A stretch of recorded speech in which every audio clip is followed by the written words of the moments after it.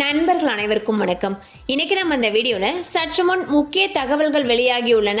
அதை பத்தி தான் இப்ப நம்ம பார்க்க போறோம். ரேஷன் பொருட்கள் தட்டுப்பாடு ஏற்பட்டதாக புகார் எழுந்த நிலையில் மே ஜூன் மாதத்திற்கான பருப்பு எண்ணெய் அனைத்து குடும்ப அட்டைகளுக்கும் வழங்கப்படும் என்று அமைச்சர் திரு சக்கரபாணி அவர்கள் அறிவித்துள்ளார். வாரணாசியில் நன்றி தெரிவிக்கும் விழாவில் PM கிசான் திட்ட பயனாளிகளுக்கு 17வது தவணையாக 20,000 கோடியை பிரதமர் மோடி அவர்கள் விடுவித்துள்ளார்.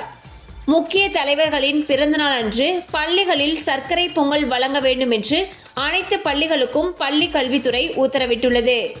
பத்திரிகைகள், தொலைக்காட்சிகள் மற்றும் வானொலிகள் வெளியிடும் விளம்பரங்களுக்கு கட்டுப்பாடு விதித்து மத்திய தகவல் மற்றும் ஒலிபரப்புத்துறை அமைச்சகம் உத்தரவிட்டுள்ளது. நீட் தேர்வில் தவறு நடந்தால் ஒப்புக்கொள்ளுமாறு தேசிய தேர்வு முகமை மத்திய அரசுக்கு உச்சநீதிமன்றம் அறிவுறுத்தியுள்ளது. வட இந்திய மாநிலங்களில் கடுமையான வெயில் வாட்டி வதைத்து வருகிறது. குறிப்பாக டெல்லி, ஹரியானா, உத்தரப்பிரதேஷ் ஆகிய மாநிலங்களுக்கு வானிலை ஆய்வு மையம் இன்று ரெட் அலர்ட் எச்சரிக்கை விடுத்துள்ளது. தமிழ்நாட்டில் வரும் 22ஆம் தேதி முதல் 5 மாவட்டங்களில் கனமழைக்கு வாய்ப்பிருப்பதாக வானிலை ஆய்வு மையம் தெரிவித்துள்ளது.